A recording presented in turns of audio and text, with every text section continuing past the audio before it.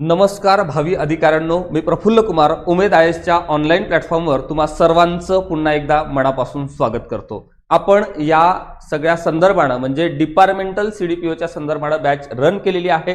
काही विद्यार्थी मित्र त्या ठिकाणी बॅच कंटिन्यू करत आहे आणि ज्यांना करायची आहे त्यांनी निश्चितपणे जर 258 मध्ये तुम्हाला काय करायचं आहे, ज्या दिवशी निकाल लागेल त्या निकालाच्या पीडीएफ मध्ये आपलं नाव आलं पाहिजे असा जर प्रयत्न तुमचा असेल तर तुमच्या प्रयत्नांना माझी साथ आणि माझं सहकार्य निश्चितपणे असणार आहे, ही गोष्ट या ठिकाणी लक्षात घ्या। चला तर मग आता आपण जाऊ याच पेपर क्रमांक 1 मधल्या दुसऱ्या महत्त्वाच्या घटकाकडे। या ठिकाणी आपल्याला पेपर 1 आणि पेपर 2 चा सिलेबस व्यवस्थित डिकोड करून मी सुरुवातीला एका व्हिडिओमध्ये तुम्हाला सांगितलेला होता की कोणकोणत्या भागावर त्या ठिकाणी प्रश्न येणं अपेक्षित आहे। आपल्या सिलेबसमध्ये या ठिकाणी हा एक महत्त्वाचा आयोग आहे, नॅशनल ह्युमन राईट्स कमिशन म्हणजे राष्ट्रीय मानवाधिकार आयोग। मानवाधिकार आयोग अशा पद्धतीने त्या ठिकाणी दिलं आणि राज्याचा आणि राष्ट्रीय अशा पद्धतीने त्या ठिकाणी प्रश्न विचारणं अपेक्षित आहे, ही गोष्ट या ठिकाणी लक्षात घ्या। आता आपण जाऊ या सगळ्या संदर्भाने कशा पद्धतीचे प्रश्न विचारले जातात, म्हणजे हा संपूर्ण घटक आपण स्टेप बाय स्टेप शिकल्यानंतर या सगळ्या कंटेंटवर आधारित आतापर्यंत विविध परीक्षेमध्ये महाराष्ट्र लोकसेवा आयोगाने कशा पद्धतीचे प्रश्न विचारले तो ट्रेंड सुद्धा आपण समजून घेणार आहोत। आणि सगळ्यात महत्त्वाची गोष्ट म्हणजे पुढच्या काळामध्ये आपली जी डिपार्टमेंटल सीडीपीओची परीक्षा होऊ घातलेली आहे त्या ठिकाणी कशा पद्धतीचे प्रश्न विचारले जाणार आहे, या सगळ्या प्रत्येक टॉपिकवर आधारित आपण साधारण एक 20-20, 30-30 प्रश्न त्या ठिकाणी प्रॅक्टिस करून घेणार आहोत आणि कॉम्प्रिहेन्सिव्ह टेस्ट सुद्धा सोडवणार आहोत, ही गोष्ट या ठिकाणी लक्षात घ्या। तुम्हाला देखील काय करायचं आहे, हा संपूर्ण कंटेंटचा पार्ट व्यवस्थितपणे लक्षात ठेवायचा आहे आणि या भागावर जर प्रश्न आला म्हणजे प्रश्न तर येणारच आहे का, कारण तो सिलेबसचा पार्ट आहे, सिलेबसच्या बाहेर प्रश्न निश्चितपणे जात नाही, ही गोष्ट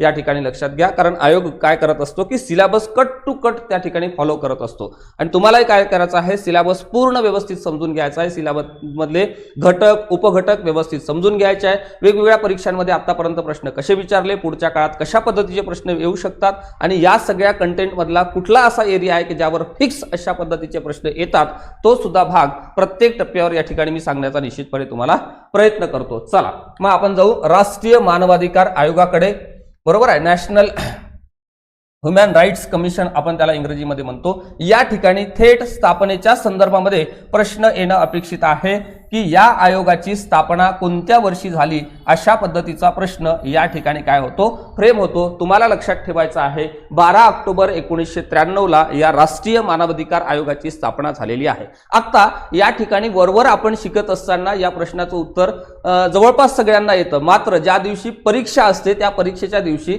या ठिकाणी 12 ऑक्टोबर होतं की 13 ऑक्टोबर होतं की 14 ऑक्टोबर होतं, 1993 होतं की 92 होतं की 91 होतं की 94 होतं, यामध्ये कुठेतरी आपली गडबड होते आणि बऱ्याचशा विद्यार्थी मित्रांचा प्रश्न त्या ठिकाणी चुकतो सुद्धा। याचं कारण काय, याचं कारण असं की याची मल्टिपल वेळेस आपण काय करत नाही, रिव्हिजन करत नाही आणि त्याचा त्या ठिकाणी सराव करत नाही, तो देखील करणं निश्चितपणे गरजेचं आहे, ही गोष्ट या ठिकाणी लक्षात घ्या। पुढे याची रचना कशा पद्धतीची आहे म्हणजे स्ट्रक्चर कशा पद्धतीचं आहे ते आपण या ठिकाणी समजून घेऊ। एक अध्यक्ष आणि 5 पूर्णवेळ सदस्य आणि 7 मानद सदस्य अशा पद्धतीची रचना या ठिकाणी आहे। या रचनेवर सुद्धा या ठिकाणी या अगोदर सुद्धा प्रश्न विचारला आहे, पुढे देखील निश्चितपणे प्रश्न विचारला जाणार आहे, ही गोष्ट या ठिकाणी लक्षात घ्या। ज्या ज्या ठिकाणी मी अंडरलाईन करतो, बॉक्स करतो, मार्क करून देतो आणि सांगतो की या ठिकाणी प्रश्न येतो, त्या ठिकाणी निश्चितपणे प्रश्न आल्याशिवाय राहत नाही, ही गोष्ट या ठिकाणी लक्षात घ्या। कारण आतापर्यंत वेगवेगळ्या परीक्षांमध्ये या भागावर विचारलेल्या सगळ्या प्रश्नपत्रिकेचं अनालिसिस केल्यानंतरच मी हे तुमच्या पुढे येऊन सांगत आहे, ही गोष्ट या ठिकाणी लक्षात घ्या।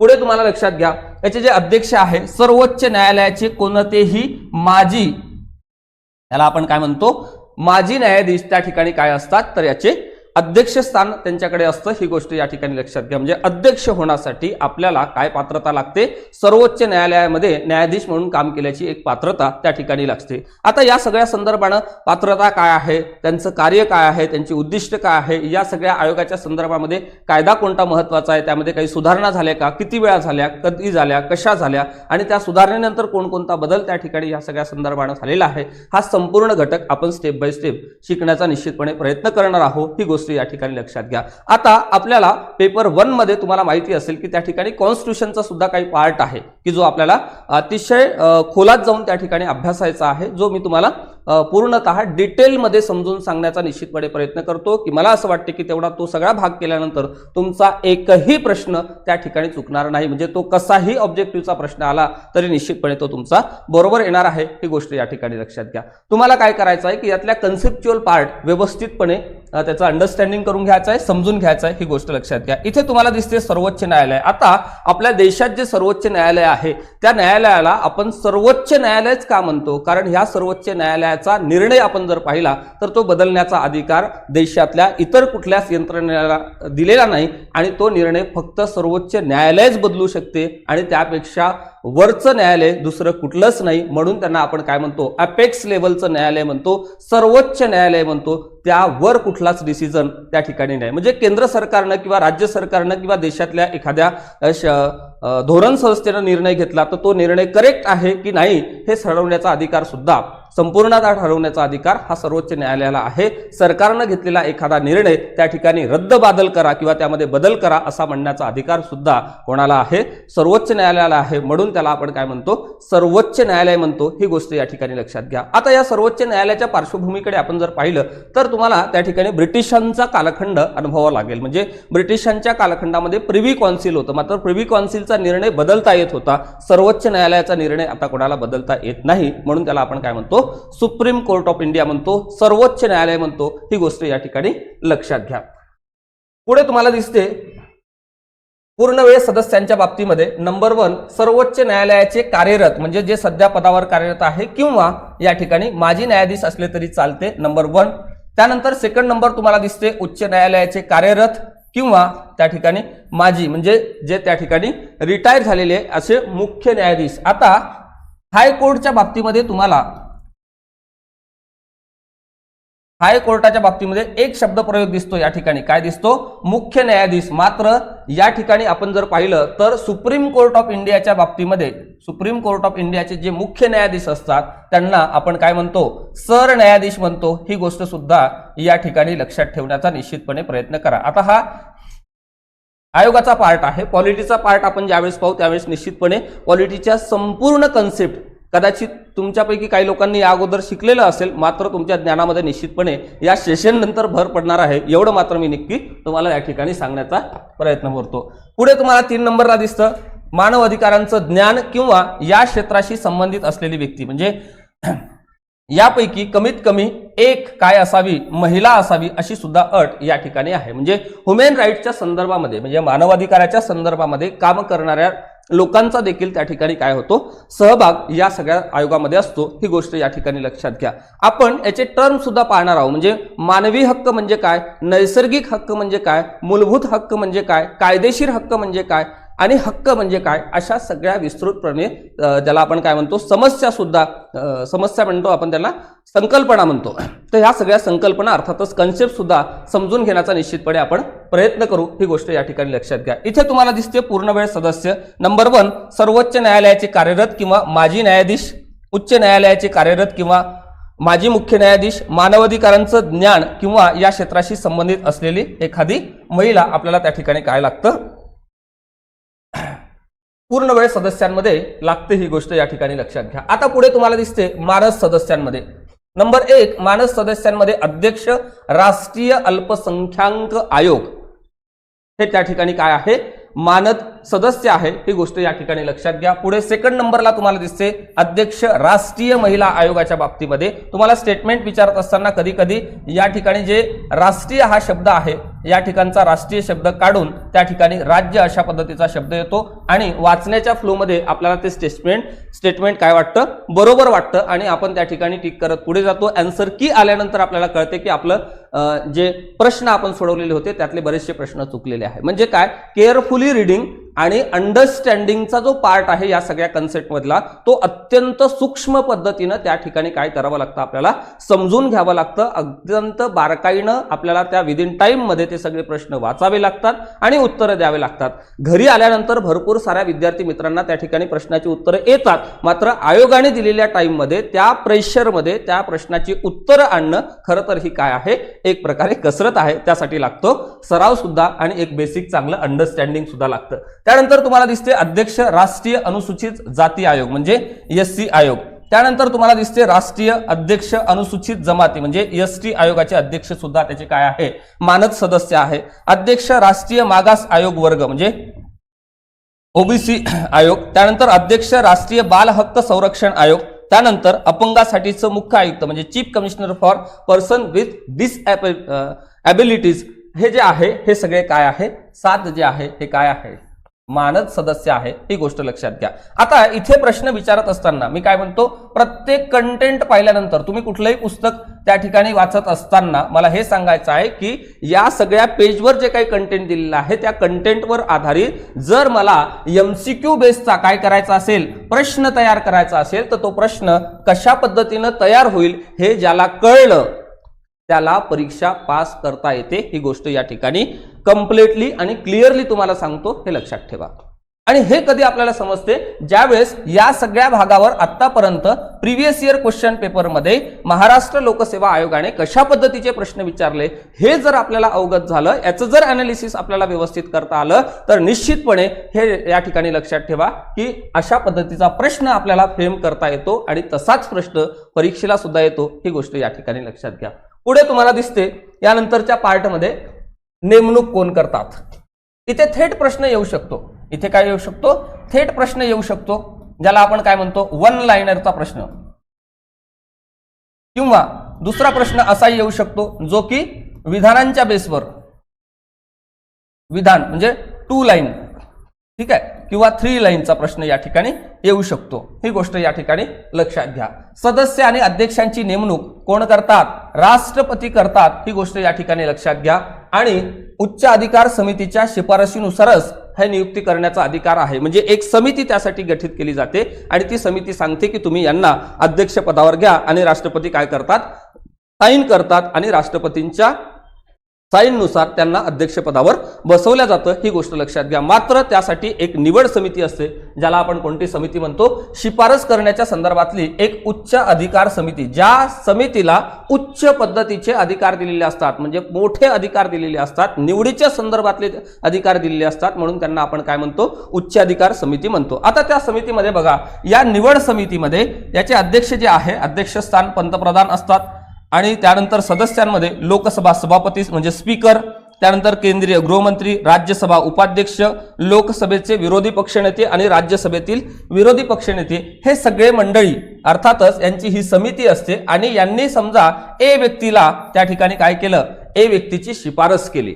ए व्यक्तीची काय केलेली आहे, शिफारस केलेली आहे. आणि या व्यक्तीची शिफारस केल्यानंतर या ए व्यक्तीच्या नावापुढे साईन करण्याचा अधिकार हा कोणाला असतो, राष्ट्रपतीला असतो. आणि राष्ट्रपती या ए व्यक्तीला काय करतो, अपॉइंट करतो. म्हणून लक्षात ठेवा, नेमणूक करण्याचा अधिकार राष्ट्रपतीला असला तरी कोणत्या व्यक्तीची नेमणूक करायचं हे आधीच ठरलेलं असतं आणि ते ठरवण्याचा संपूर्ण अधिकार या निवड समितीला आहे, ज्या समितीला आपण उच्च अधिकार समिती म्हणतो. ही गोष्ट या ठिकाणी लक्षात ठेवा. कळलं? चला पुढे जाऊ. त्यानंतर तुम्हाला दिसते आता यांचा कार्यकाळ का असतो. कार्यकाळाच्या संदर्भामध्ये सुद्धा या ठिकाणी प्रश्न या अगोदर सुद्धा आलेले आहे, पुढे देखील येतात. कशा पद्धतीचे प्रश्न तयार होतात हे या ठिकाणी मी तुम्हाला निश्चितपणे सांगतो. नंबर 1, अध्यक्ष आणि सदस्यांच्या बाबतीमध्ये 3 वर्ष किंवा वयाची 70 वर्ष हा की वर्ड आहे. हा कोणता वर्ड आहे, की वर्ड आहे. या ठिकाणी तुमची फसगत होऊ शकते. म्हणजे 3 आणि 70 हे पॉईंट या ठिकाणी लक्षात ठेवण्याचा प्रयत्न करा. एक तर 3 वर्ष झाले असेल तर ते त्या ठिकाणी रिटायर्ड होतात सदस्य आणि अध्यक्ष, आणि 70 वर्ष जर त्यांच्या वयाची पूर्ण झालेली असेल तर निश्चितपणे त्यांना पदावरून काय करावं लागतं, उतरावं लागतं. ही गोष्ट लक्षात घ्या. आता अध्यक्षांच्या बाबतीमध्ये, फक्त अध्यक्षांच्या बाबतीमध्ये इथे काय आहे, अध्यक्ष आणि सदस्य, अध्यक्षाचा सुद्धा 3 वर्ष किंवा 70 वर्ष वय पूर्ण होतपर्यंत ते राहू शकतात आणि सदस्य सुद्धा राहू शकतात. मात्र पुनर्नेमणुकीच्या बाबतीमध्ये जर आपण सांगितलं तर हे फक्त अध्यक्षाला लागू होतं, सदस्याला लागू होत नाही. ही गोष्ट या ठिकाणी लक्षात घेणं गरजेचं आहे. आणि ज्यावेळेस स्टेटमेंट बेसवरचे प्रश्न येतात, विधान बेसवरचे प्रश्न येतात, त्यावेळेस इथेच कुठेतरी थोडीशी गफलत होते आणि वाचत असताना आपण रिव्हिजनकडे दुर्लक्ष करतो, कन्सेप्ट समजून घेण्याकडे दुर्लक्ष करतो. आणि इथे या ठिकाणी अध्यक्ष सदस्य ही जी गडबड झालेली आहे, ही गडबड करून आपण घरी येतो आणि आपला निकाल जातो. ही गोष्ट या ठिकाणी लक्षात घ्या. म्हणून आपल्याला काय करायचं आहे, सिलेबस मधला प्रत्येक घटक, उपघटक, प्रत्येक सेंटेन्स काळजीपूर्वक वाचायचा आहे, व्यवस्थित समजून घ्यायचा आहे. त्यानंतर त्या सगळ्या भागावर प्रॅक्टिसही करायची आहे आणि हे सगळं करत असताना आपण जर पाहिलं तर निश्चितपणे असं जर आपण केलं तर या परीक्षेमध्ये आपल्याला यश मिळतं. मात्र वयोमर्यादेच्या आत असेल तर, म्हणजे एखाद्याचं वय समजा 70 वर्षापेक्षा जास्त झालं असेल तर तशा व्यक्तीची आपण काय करू शकत नाही, पुनर्नियुक्ती करू शकत नाही. ही गोष्ट या ठिकाणी लक्षात ठेवा. चला नेक्स्ट, पुढे तुम्हाला दिसते पदावरून दूर करण्याची पद्धत. म्हणजे एखाद्याला समजा पदावरून दूर करायचं असेल या राष्ट्रीय मानवाधिकार आयोगाच्या संदर्भामध्ये तर काय प्रोसिजर आहे ती नंबर 1 आपण या ठिकाणी समजून घेण्याचा प्रयत्न करू. अध्यक्ष किंवा सदस्यापैकी एखाद्या व्यक्तीला पदावरून काय करायचे आहे, दूर करायचे असल्यास असा अधिकार कोणाला आहे, राष्ट्रपतींना आहे. मी याला काय करतो, बॉक्स करतो आणि मी या ठिकाणी काय म्हणतो, अंडरलाईन करतो. जर नियुक्तीचा अधिकार राष्ट्रपतींना असेल तर पदावरून दूर करण्याचा अधिकार सुद्धा इथे कोणाला आहे, राष्ट्रपती महोदयांनाच आहे. ही गोष्ट या ठिकाणी लक्षात घ्या. म्हणजे निवड अर्थातच नियुक्ती आणि पदावरून दूर करणे, सिद्ध झालेली गैरवर्तणूक किंवा अकार्यक्षमता या आधारावर सर्वोच्च न्यायालयाने चौकशी करून तसा सल्ला राष्ट्रपतींना दिल्यास निश्चितपणे त्यांना पदावरून काय व्हावं लागतं, दूर व्हावं लागतं. ही गोष्ट लक्षात घ्या. मात्र हे 2च कारण आहे, बाकी कारणास्तव होत नाही. म्हणजे एक तर अकार्यक्षमता, बरोबर आहे, 2 नंबर गैरवर्तणूक. या 2 कारणास्तव सर्वोच्च न्यायालयाने चौकशी समिती नेमली आणि चौकशी केली. त्यानंतर ते जर सिद्ध झाले असेल तर तसा पद्धतीचा सल्ला सुप्रीम कोर्ट ऑफ इंडियाचे जे जस्टिस यामध्ये काम करतात त्या सुप्रीम कोर्ट ऑफ इंडियानं राष्ट्रपतींना दिल्यानंतर राष्ट्रपती त्यांना पदावरून दूर करतं. ही गोष्ट या ठिकाणी लक्षात घ्या. त्यानंतर जाऊ आपण आता ह्या आयोगाचे कार्य काय आहे आणि अधिकार काय आहे या सगळ्या आयोगाला, ते देखील आपण या ठिकाणी समजून घेण्याचा निश्चितपणे प्रयत्न करू. यावर सुद्धा सिंगल लाईनचा प्रश्न येतो, स्टेटमेंट बेसचा प्रश्न येतो. वरीलपैकी कोणते अधिकार राष्ट्रीय मानवाधिकार आयोगाचे आहेत, वरीलपैकी कोणते अधिकार राष्ट्रीय मानवाधिकार आयोगाचे नाही आहेत, अशा पद्धतीचा प्रश्न त्या ठिकाणी विचारण्याची शक्यता दाट आहे. या सगळ्या संदर्भाने आलेले प्रश्न सुद्धा वेगवेगळे PYQ वेगवेगळ्या परीक्षांमध्ये आलेले आपण या ठिकाणी कव्हर करणार आहोत. आणि सरावासाठी जे सगळे प्रश्न संच मी तयार केलेले आहे ते सगळे प्रश्न संच सुद्धा या भागानंतर तुमच्याकडून मी प्रॅक्टिस करून घेणार आहे. ही गोष्ट या ठिकाणी लक्षात घ्या. पुढे तुम्हाला दिसते नंबर 1, स्वयंप्रेरणेने किंवा पीडित व्यक्तीने तक्रार केल्यास एक तर स्वतःहून यांना त्या ठिकाणी सुमोटो सारखं काम करता येते किंवा पीडित व्यक्तीने तक्रार केल्यास तिच्या वतीने इतर कोणीही तक्रार केल्यास त्या ठिकाणी काय करणे, चौकशी करणे, किंवा ती व्यक्ती किंवा तिच्या वतीनं कोणतीही तरी व्यक्ती जर त्या ठिकाणी काय केलेली असेल, तक्रार केलेली असेल, कोणीही तक्रार करू द्या, त्याची काय करणे, नंबर 1 चौकशी करणे. मी याला काय करतो, बॉक्स करतो. काय करणे, चौकशी करणे. सेकंड नंबर, मानवी अधिकाराच्या उल्लंघनाशी संबंधित चालू खटल्यात किंवा प्रलंबित, एक तर चालू खटला असेल किंवा प्रलंबित खटल्यामध्ये न्यायालयाच्या अनुमतीने काय करणे, हस्तक्षेप करणे. जर न्यायालयाने अनुमती दिली तर अशा पद्धतीच्या खटल्यांमध्ये हस्तक्षेप करून त्या ठिकाणी न्यायनिवाडा करण्याचं काम करावं लागतं. मानवी अधिकारावरील करार, इतर आंतरराष्ट्रीय साधनांचा अभ्यास करणं आणि त्यांच्या अंमलबजावणीसाठी काय करणे, रिकमेंडेशन करणे, म्हणजे शिफारस करण्याचं काम देखील यांना त्या ठिकाणी करावं लागतं. ही गोष्ट या ठिकाणी लक्षात घ्या. म्हणजे हा अधिकार त्यांच्या अखत्यारीत येतो. पुढे तुम्हाला दिसते मानवी अधिकार क्षेत्रात संशोधन हाती घेणे आणि त्याचं काय करणे, प्रवर्तन करण्याचं काम देखील त्यांना करावं लागतं. या क्षेत्रामध्ये काम करणाऱ्या क्षेत्रात गैर सरकारी संघटना, म्हणजे ज्यांना आपण काय म्हणतो, NGO म्हणतो, नॉन गव्हर्नमेंटल ऑर्गनायझेशन, या संस्थांच्या प्रयत्नांना काय देणे, प्रोत्साहन करणे. म्हणजे मानवी अधिकाराच्या संदर्भामध्ये ज्या काही NGOज काम करतात त्यांना काम करण्याच्या प्रती मदत करणे, सहकार्य करणे, प्रोत्साहन देणे, अशा पद्धतीचं काम त्यांना त्या ठिकाणी करावं लागतं. ही गोष्ट या ठिकाणी लक्षात घ्या. पुढे तुम्हाला दिसते कार्य करण्यासाठी आयोगास नागरी प्रक्रिया संहिता 1908 अंतर्गत दिवाणी न्यायालयाचे अधिकार त्या ठिकाणी काय करण्यात आलेले आहे, देण्यात आलेले आहे. मी या दिवाणी या शब्दाला काय करतो, अंडरलाईन करतो. ही गोष्ट या ठिकाणी लक्षात घ्या. म्हणजे मी ज्या ज्या ठिकाणी अंडरलाईन करतो, ज्या ज्या ठिकाणी बॉक्स करतो, एक्स्ट्रा पॉइंट लिहून देतो, एक्स्ट्रा पॉइंट सांगतो, त्या सगळ्या बाबी परीक्षाभिमुख आहे. ही गोष्ट पहिल्यांदा या ठिकाणी लक्षात घेत चला. आणि त्या ठिकाणी प्रश्न 100% येतो. प्रश्न कसे येतात हे सुद्धा प्रश्न हा टॉपिक संपल्यानंतर मी तुमच्यासाठी घेऊन आलेलो आहो. ही गोष्ट लक्षात घ्या. नंबर 1 खालील बाबींचा समावेश होतो. नंबर 1 साक्षीदारांना त्या ठिकाणी काय करणे, बोलावणे, शपथेवर त्यांची साक्ष नोंदवणे, ॲफिडेव्हिटवर पुरावा नोंदवणे, कोणत्याही दस्तऐवजाचा शोध आणि निर्मिती त्या ठिकाणी करणे किंवा शोध घेणे, कोणत्याही न्यायालयातून किंवा कार्यालयातून कोणत्याही शासकीय अभिलेख मिळवणे. अभिलेख म्हणजेच काय, रेकॉर्ड, ज्याला आपण काही शब्द तुम्हाला मराठीत कदाचित समजत नसेल म्हणून मी इंग्रजीत वापरतो. ठीक आहे, जर इंग्रजी समजत नसेल तर मराठीत वापरतो, दोन्ही भाषेत समजत नसेल तर तुमची तिसरी भाषा सांगा, कारण मला 7-8 भाषा येतात. ठीक आहे, तुमच्या एखाद्या भाषेत सुद्धा मी निश्चितपणे सांगू शकतो, काळजी करू नका. चला करेक्ट, पुढे जाऊ आपण. आता मानवी हक्क दुरुस्ती अधिनियम 1906 ला त्या ठिकाणी दुरुस्ती करण्यात आलेली आहे. मानवी हक्क संरक्षण कायदा 93 मध्ये खालील सुधारणा करण्यात आलेल्या आहे. नंबर 1, आता या सगळ्या सुधारणा त्या ठिकाणी काय करण्यात आलेल्या आहे. ही संपूर्ण नोट्स सुद्धा व्यवस्थित विस्तृतपणे असलेली जी तुम्हाला त्या ठिकाणी बॅचमध्ये मिळणारच आहे, याची काही काळजी करू नका.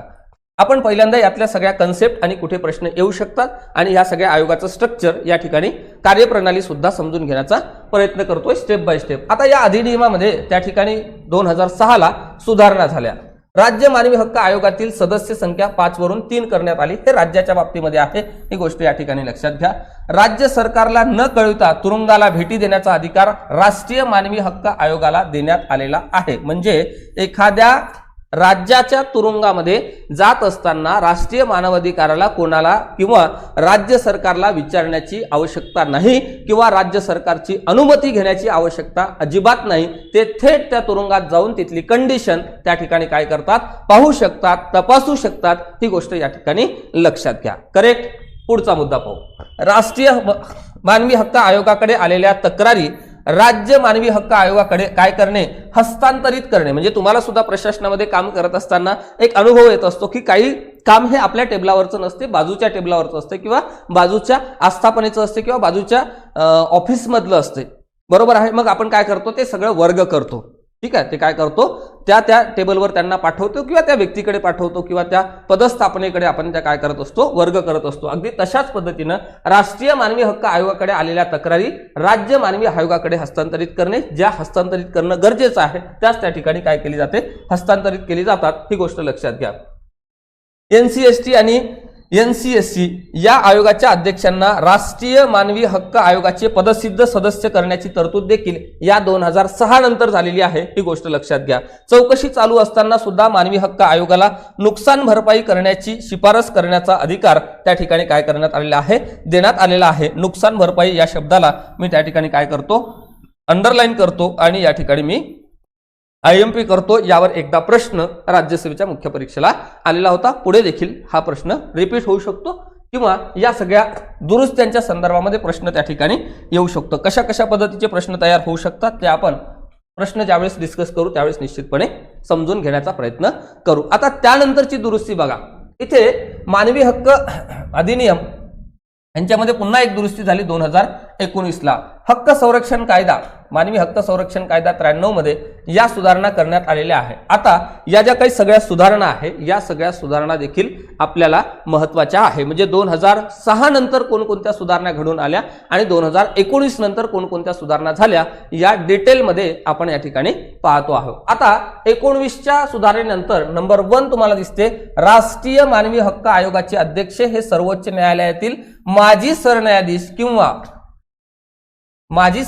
किंवा इतर न्यायाधीश असू शकतील अशा सेकंड नंबरची सुधारणा तुम्हाला दिसते. राष्ट्रीय मानवी हक्क आयोगातील पूर्ण वेळ सदस्य, आता या ठिकाणी मी काय केलेलं आहे, अंडरलाईन केलेला आहे. अर्ध वेळ होते प्रश्नामध्ये विचारत असताना कधी कधी काय होतं, पूर्ण वेळ हा शब्द आयोग काढून टाकते आणि आपल्याला त्या ठिकाणी अर्ध वेळ टाकते.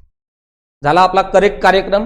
आणि एवढ्याशा छोट्याशा गोष्टीवरून अनेक लोकांचे निकाल वेगवेगळ्या परीक्षामध्ये गेल्याचा इतिहास मी माझ्या उघड्या डोळ्यांनी कितीतरी वेळा पाहिलेला आहे. त्याच्या वेदना त्या विद्यार्थ्या एवढ्याच मलाही अनेक वेळा झालेल्या आहे, त्यामध्ये काही दुमत नाही. मात्र तुम्हाला या ठिकाणी 258चं जे टार्गेट मी दिलेलं आहे की 258 मध्ये सिलेक्ट होणाऱ्या उमेदवारांच्या बाबतीमध्ये असं होऊ नये, ही माझी खरं तर तळमळ आहे. ही गोष्ट लक्षात घ्या. पुढे तुम्हाला दिसते पूर्ण वेळ सदस्य संख्या जी आहे ती 4 वरून 5 केली. म्हणजे काय केली, वाढवली. ठीक आहे. यात मानवी हक्काशी संबंधित ज्ञान असणाऱ्या 3 व्यक्तींपैकी कमीत कमी 1 व्यक्ती महिला असण्याची तरतूद देखील त्या ठिकाणी करण्यात आलेली होती. ही गोष्ट या ठिकाणी लक्षात घ्या. म्हणजे 1 महिला, मी याला काय करतो, बॉक्स करतो. पुढे तुम्हाला दिसते राष्ट्रीय तसेच राज्य आयोगाचे अध्यक्ष आणि सदस्यांचा कार्यकाळ 3 वरून किती करण्यात आलेला आहे, 5 वरून 3 इतका कमी करण्यात आलेला आहे. म्हणजे हा काय झाला, कमी झाला. ही गोष्ट या ठिकाणी लक्षात घ्या. सुरुवातीला 5 होता.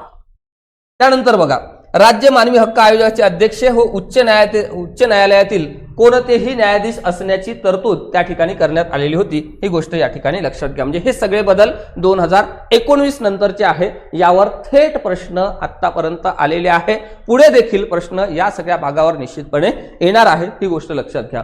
त्यानंतर तुम्हाला दिसते या अगोदर फक्त अल्पसंख्याक आयोग, राष्ट्रीय महिला आयोग, अनुसूचित जाती आयोग, अनुसूचित जमाती आयोग आणि राष्ट्रीय आयोगाच्या अध्यक्षांना पदसिद्ध सदस्यत्व देण्यात आलेले होते. मात्र या बदलानंतर म्हणजे 2019 नंतर काय झालं की यात राष्ट्रीय मागासवर्ग आयोग, राष्ट्रीय बालहक्क संरक्षण आयोगाचे अध्यक्ष आणि अपंगाबाबतचे मुख्य आयुक्त यांना देखील त्या ठिकाणी काय करण्यात आलेलं होतं, स्थान देण्यात आलेलं होतं. म्हणजे त्यांचं ऍडिशन करण्यात आलेलं होतं, त्यांना त्या ठिकाणी समाविष्ट करण्यात आलेलं होतं. अशा पद्धतीचा बदल हा 2019 नंतरच्या सुधारणेमध्ये झालेला आहे. म्हणजे तुम्हाला जे काही कायदे अभ्यासाला दिलेले आहे त्या कायद्यांमध्ये देखील आतापर्यंत किती वेळा आणि कसे कसे त्यामध्ये सुधारणा झालेल्या आहे त्या बदलांवर निश्चितपणे प्रश्न परीक्षेमध्ये आणि सोबतच तुम्हाला मुलाखत आहे, ही गोष्ट कायम लक्षात घ्या. मी पहिल्या दिवसापासून ह्या सगळ्या विद्यार्थी मित्रांना, आपल्या बंधू भगिनींना सांगतो आहे की तुमची पोस्ट ही गॅझेटेड आहे, त्यामुळे तुमच्याकडे मुलाखतीचं कौशल्य असलं पाहिजे. मुलाखतीची संपूर्ण तयारी सुद्धा आपल्याला पहिल्या दिवसापासूनच करायची आहे. मुलाखतीची तयारी म्हणजे वन नाईट शो नाही आहे. रात्री पुस्तक वाचलं, सकाळी मुलाखत दिली, आपण अधिकारी सायंकाळी झालो, असं होत नाही. ती प्रोसेस आहे. त्या प्रोसेसमध्ये ऑफिसर लाईक क्वालिटीज आपल्याला डेव्हलप कराव्या लागतात. त्यासाठी योग्य व्यक्तीचं मार्गदर्शन सुद्धा घ्यावं लागतं आणि सातत्यपूर्व अशा पद्धतीनं तयारी आपल्याला त्या सगळ्या संदर्भाने करावी लागते, ही गोष्ट या ठिकाणी लक्षात घ्या. चला पुढे. त्यानंतर तुम्हाला दिसते या ठिकाणी आतापर्यंत झालेले हे सगळे राष्ट्रीय मानवाधिकार आयोगाचे अध्यक्ष, ज्यामध्ये पहिले जे आहे जस्टिस रंगनाथ मिश्रा, 12 ऑक्टोबर 1993 ते 24 नोव्हेंबर 1996 हा कार्यकाळ त्यांचा होता. पुढे तुम्हाला दिसते सेकंड नंबरवर जस्टिस एम.एन. वेंकटचलिया, 26 नोव्हेंबर 1996 ते 24 ऑक्टोबर 1999. 3 नंबरवर तुम्हाला दिसते जस्टिस जे.एस. वर्मा, 4 नोव्हेंबर 1999 ते 17 जानेवारी 2003. हे सुरुवातीचे 3 तरी कमीत कमी लक्षात ठेवा आणि अलीकडचे लक्षात ठेवा. अलीकडचे म्हणजे जे आता करंटली प्रेझेंटली आहे, ज्यामध्ये हे 9 नंबरवर तुम्हाला दिसते जस्टिस व्ही रामसुब्रमण्यम, 30 डिसेंबर 2024 ला त्यांची नियुक्ती झाली, जे की आता सुद्धा ते त्या पदावर आहे, ही गोष्ट या ठिकाणी लक्षात घ्या. म्हणजे हा एक तर पहिला प्रश्न तुम्हाला विचारला जाऊ शकतो किंवा पहिले 3 विचारले जाऊ शकतात किंवा सध्या या राष्ट्रीय मानवाधिकार आयोगाचे अध्यक्ष कोण आहे त्या संदर्भानं प्रश्न विचारणं या ठिकाणी अपेक्षित आहे. ठीक आहे, हा झाला संपूर्ण आपला आतापर्यंतचा राष्ट्रीय मानवाधिकार आयोगाच्या संदर्भातला पार्ट, ही गोष्ट या ठिकाणी लक्षात घ्या. आणि आता या भागानंतर आपण नेक्स्ट सेशनमध्ये, आता यानंतरचं जे सेशन आपण या ठिकाणी घेणार आहोत त्या सेशनमध्ये निश्चितपणे आपण या सगळ्या भागावर कशा पद्धतीचे प्रश्न आले किंवा कशा पद्धतीचे प्रश्न येऊ शकतात हे सुद्धा आपण त्या ठिकाणी डिस्कस करू. त्या प्रश्नांची उत्तरं पहिल्यांदा तुम्ही देण्याचा प्रयत्न करा आणि त्यानंतर समजा एखादा प्रश्न चुकला असेल तर निश्चितपणे त्याचं विश्लेषण या ठिकाणी मी तुम्हाला देतो आहे, ही गोष्ट लक्षात घ्या.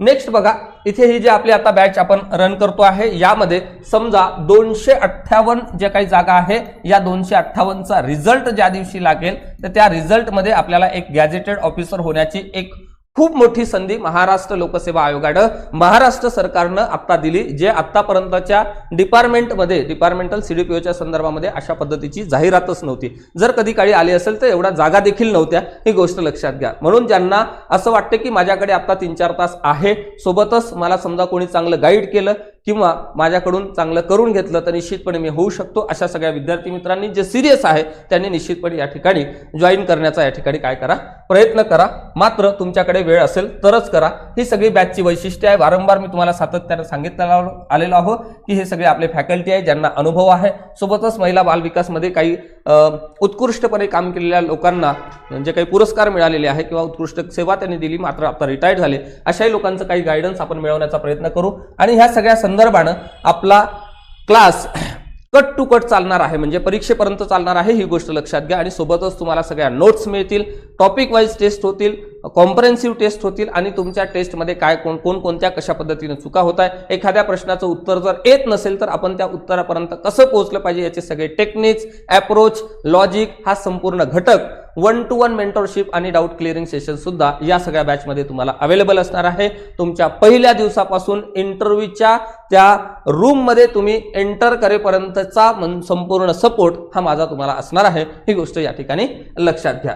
तुम्हाला या सगळ्या संदर्भामध्ये काही अजून डाऊट असेल तर हा मोबाईल नंबर आहे 7038379990 किंवा 7620763721 इथेही कुठेही तुम्ही फोन मेसेज करा आणि या सगळ्या संदर्भामध्ये डिटेल तुम्ही माहिती घेऊ शकता किंवा तुमच्या ज्या काही अडचणी असतील तर त्या निश्चितपणे तुम्ही त्या ठिकाणी कव्हर करू शकता. ही गोष्ट या ठिकाणी लक्षात घ्या. हे आपलं टेलिग्राम चॅनल आहे आणि हे यूट्यूब चॅनल आहे. याचं डिस्क्रिप्शन बॉक्समध्ये तुम्हाला काय केलेले आहे, लिंक पिन करून दिली आहे. त्या ठिकाणी जाऊन तुम्ही निश्चितपणे त्या ठिकाणी काय करू शकता, या सगळ्या इनिशिएटिव्हला फॉलो करू शकता. जर तुम्हाला 258 मध्ये गॅझेटेड ऑफिसर व्हायचं असेल तर माझ्या शुभेच्छा आहे आणि सहकार्य सुद्धा आहे. पुन्हा एकदा सर्वांना खूप खूप शुभेच्छा देतो आणि आजच्या या सेशनमध्ये मी इथेच थांबण्याचा प्रयत्न करतो. लवकरच भेटू आपण या सगळ्या घटकांवर प्रश्न घेऊन. तोपर्यंत धन्यवाद.